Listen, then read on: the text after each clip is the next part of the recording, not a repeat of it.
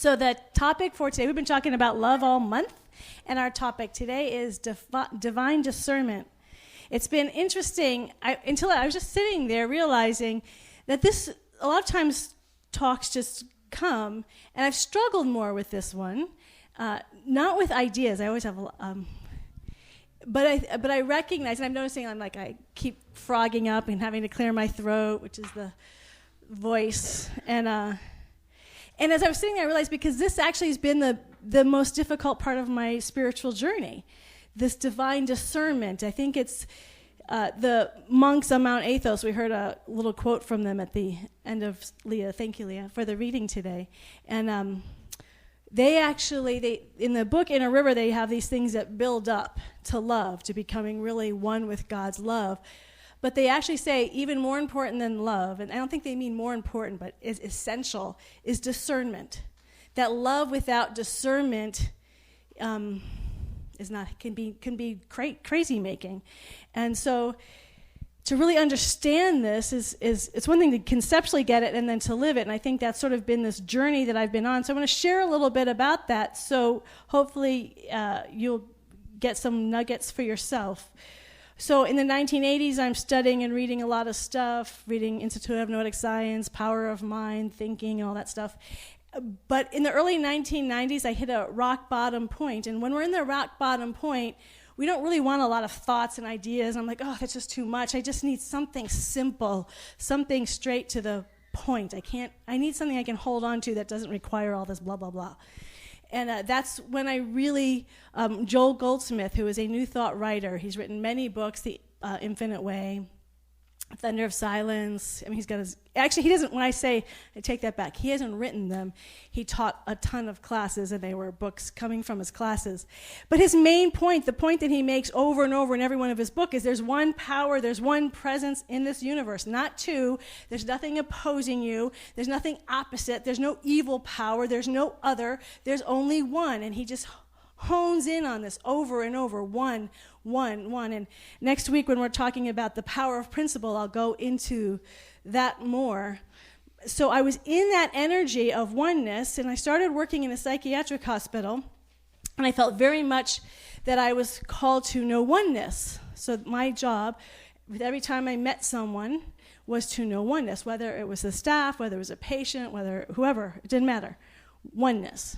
So I started working there, and my job, I was on sort of the low bottom of the totem pole in the psychiatric world. So my job was just to go around, make sure everyone's healthy, safe, and I would always be assigned certain patients to just see how they're doing and to check back in. I didn't really think much about the checking back in part, so when I would meet with them, I was holding the oneness, and I see God and the wholeness and the perfection at the center of their being, and blah, blah, blah. It was wonderful, except when I realized when I would go back to the nursing station to talk to the doctors and the nurses, and they'd say, well, how's that person doing? And I'd be like, I don't know, but they're one with God. No, I didn't say that.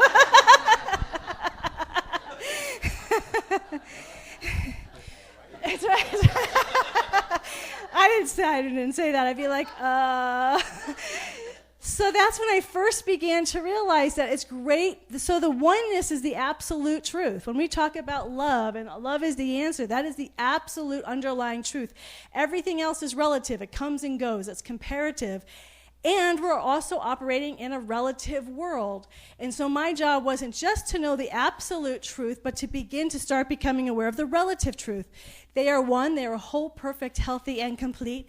And how are they doing in the human world today? And so I had to start learning to practice, it's called simultaneous awareness, for those of you who practice Buddhism.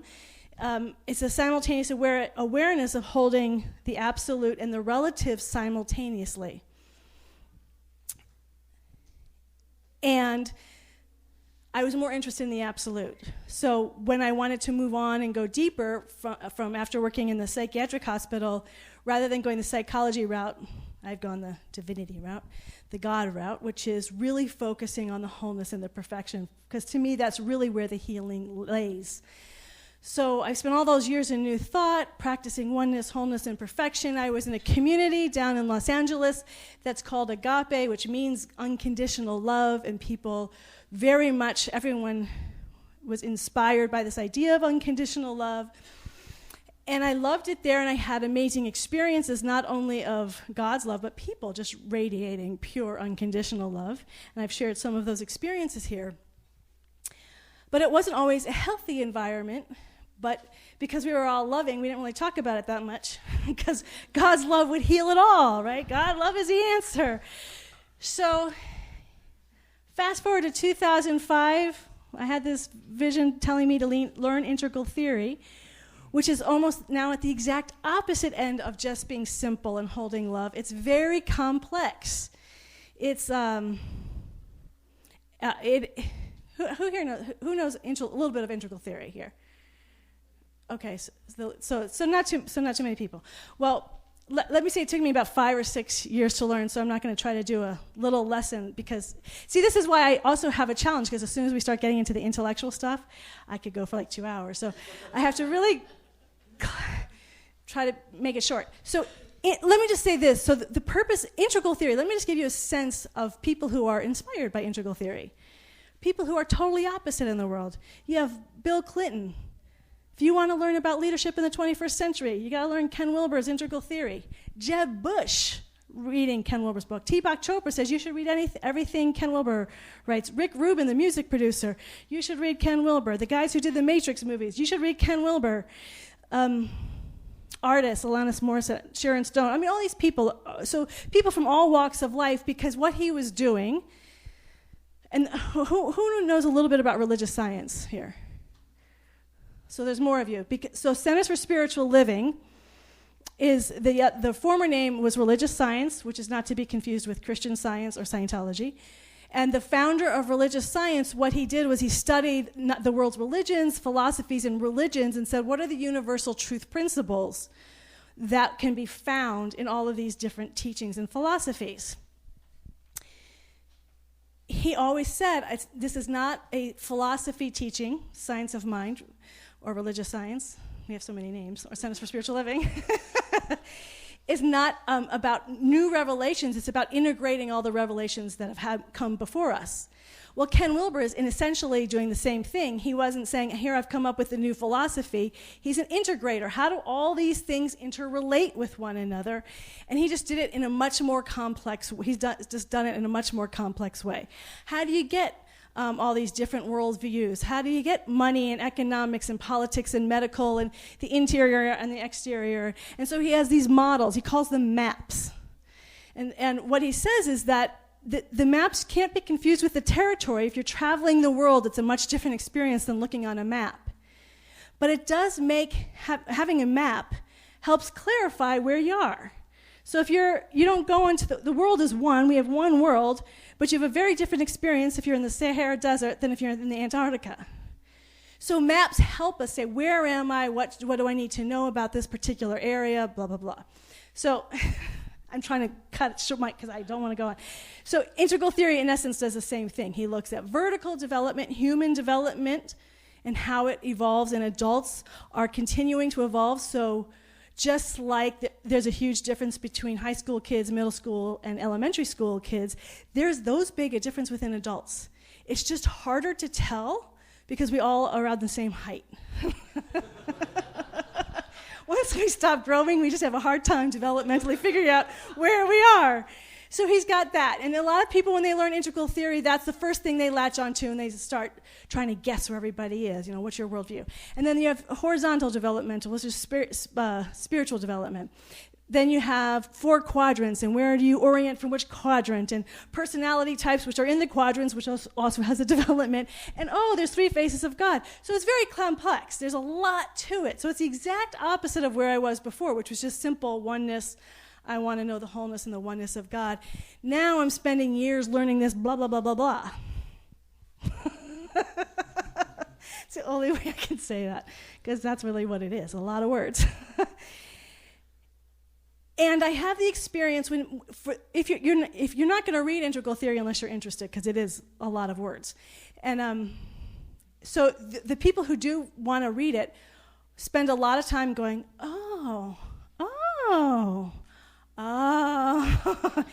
it's clarifying. It's like looking at a map. It's like you've traveled the world and now you see a map. And you're like, oh, that's what was going. That's when I was there. Oh, that's when I was there. Oh, that's why they were acting that way. So it's very complex, but it brings a lot of clarity. So I loved it. It brings so much clarity to my experience. I'd spent all this time in a very unconditionally loving community, but there were a lot of issues that came up in that unconditional love, and I didn't understand them. I didn't understand how we handled them.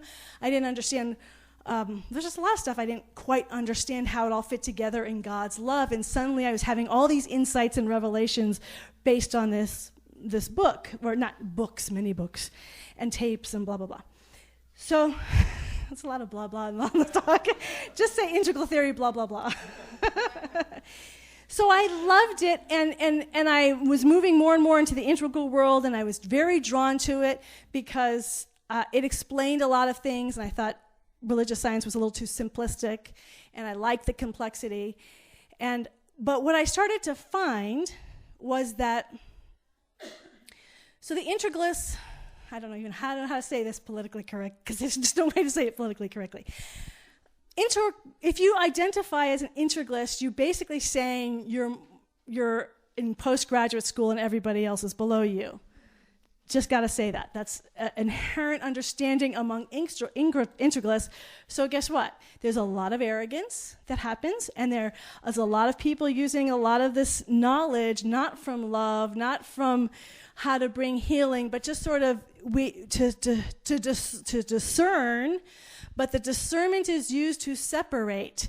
They say it's not to separate. They say, well, what you learn as an integralist is that we're all these stages of development.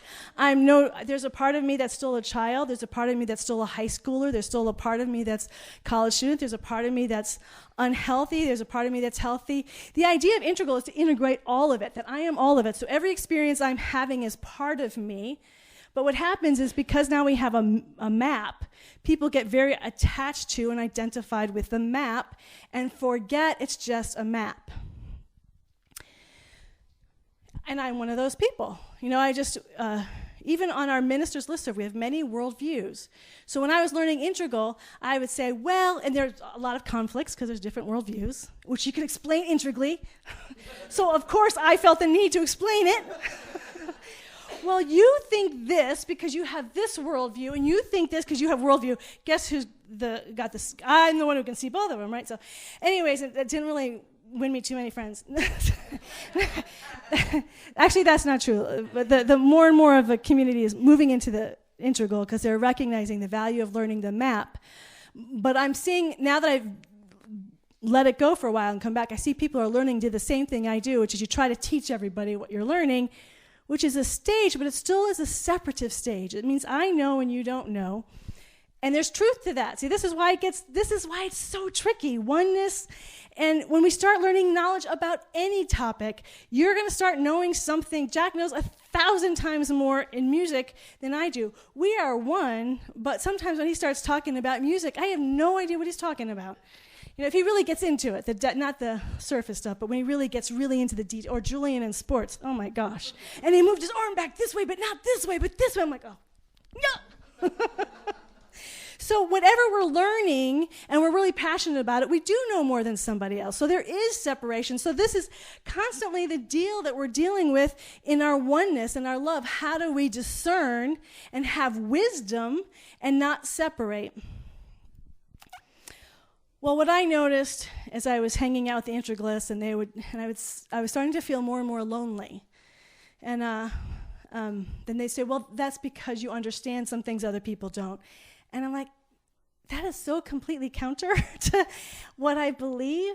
So I actually pulled out of that community, and where I went was back to the mythic worldview, which is like, mythic worldview tends to be very conformist and Bible-based, and more conforming. But the way I found it was through the mystics. I always want to go into integral. See, it does help to have a map, but I won't go there. So here's what happened. I just was getting tired of all the blah, blah, blah. It was clarifying, but then I felt it limiting. And I was sitting at Starbucks journaling, and this guy comes over and he says, I just feel called to give you this book. Here, it's yours. Keep it. And it was the book on Brother Lawrence, Practicing the Presence. How many of you know that book, Brother Lawrence? Nice. And it's I had quoted it before, but I never read it. It's very short. I meant to bring it. Very, very short book. Oh, but it's heaven. He's a guy who enters the monastic life. He'd been married, had kids, and then he enters the monastic life. And he decides, he doesn't. He wants a more noble job, but they just stick him in the kitchen for 40 years, basically washing, cleaning, and cooking. He makes his whole life about prayer. And when you read that book, you know his life is about prayer. You can feel it. And it's like food. It's what I've been searching for, because you can have all the knowledge in the world. But just as we said, we read from Corinthians the first Sunday of this month, you can have everything else, but without love, you have nothing. And I realized I had been starving for the love.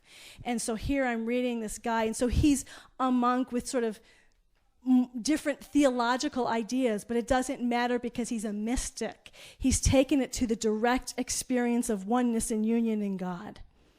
So the image that I have, and maybe some of you have felt or experienced this image before, is of a wheel.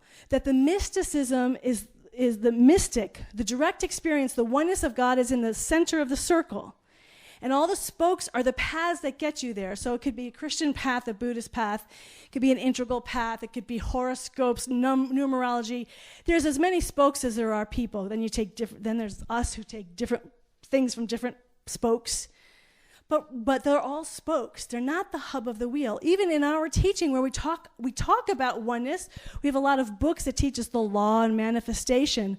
That's still a spoke. It's not until we're actually directly coming from and as oneness that we're in the hub.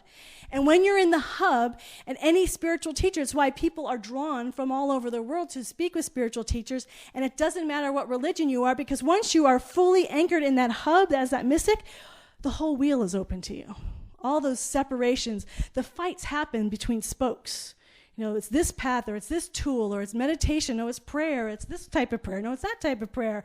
We have all our ways we separate, but when we get to that wholeness, we're suddenly one with everything. So even though these Greek Orthodox monks have a different theology than I, because they were directly contacting God and were living from that place, as in the reading today, saturated in God's love and talking about how God loves humanity, all human beings, more than we can realize, and crying with the joy and ecstasy of how deeply loved we are. There's no walls or separation there. There's no, it's because you're Christian or what. It's because this is who and what God is. And so I'm reading this, and I'm reading Practicing the Presence, but it's a short book, and I'm thinking, I don't know what I'm going to do when this ends, because I'm finally at that heart. And then another person comes up to me and says, I just feel called to give you this book. And it was the Inner River book, and he was a Greek Orthodox, and that's what introduced me to the Greek Orthodox monks. I never knew anything about them prior to this book. And it starts very simply about being kind and gentle and giving and all of that stuff. And it builds, and as you're reading it, I start realizing, these monks are not ordinary monks. They're not just being kind and gentle. And he gets to the love and the discernment, and I'm just, wow, this is it. And so... And they have such a different view of, and what I saw was there was no separation. I really got what love and discernment looks like. Because the interesting thing about the monks is they are passionate. Everyone who goes to see them says, oh my gosh, I feel like they saw right through my soul. They knew things they should have never known. But it's always just the number one feeling is I just felt so loved. I'm encompassed in this love. And the monks don't let anyone enter a monastic training. You can't just go and say, I want to be a monastic. So you have to be healthy. You can't come in and try to be escaping life or have issues.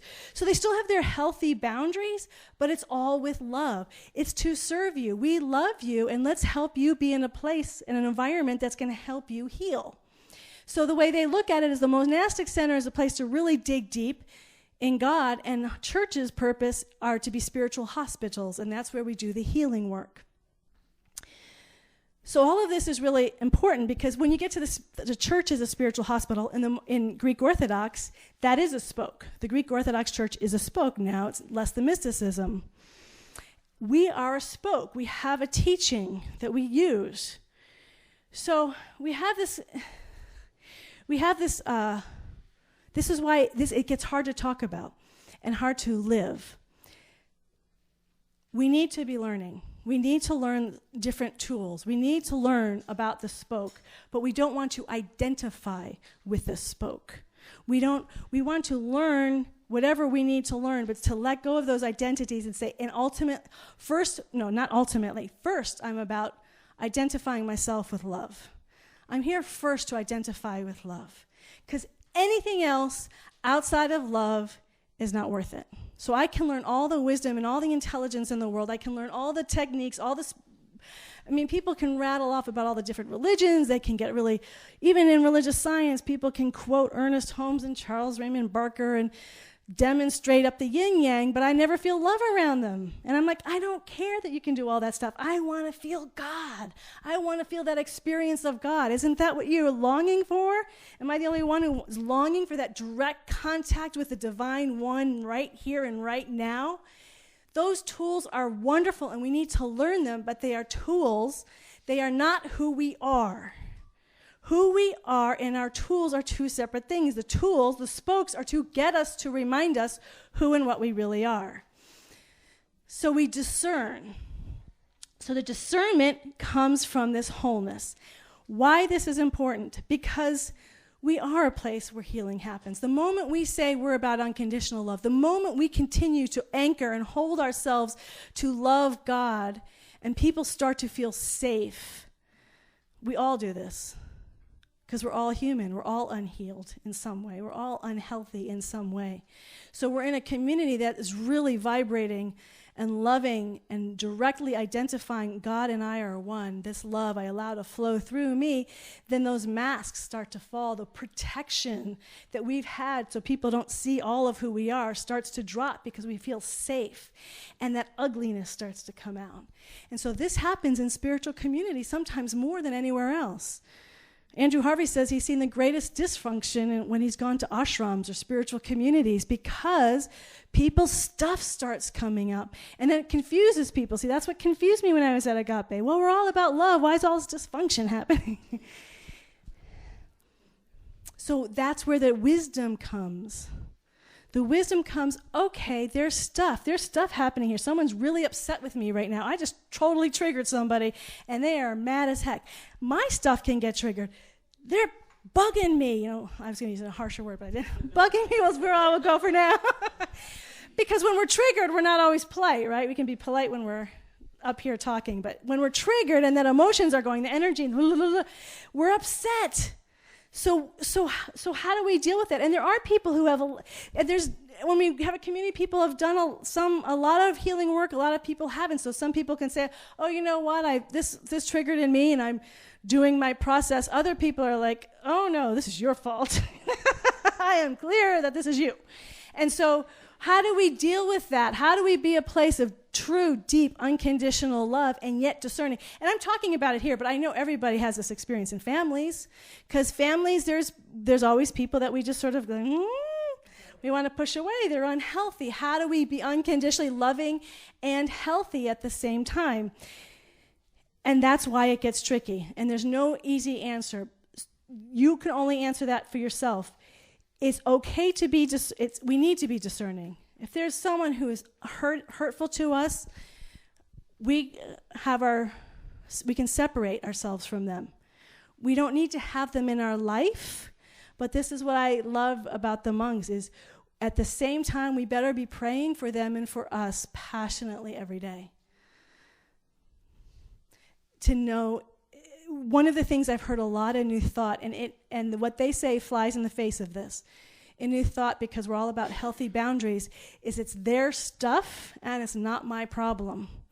They need to deal with their stuff. If I'm clear that I'm not the one who's triggered, that they're the one who's triggered, it's their stuff, and they need to go to a counselor or a practitioner, spiritual leader, and work it out.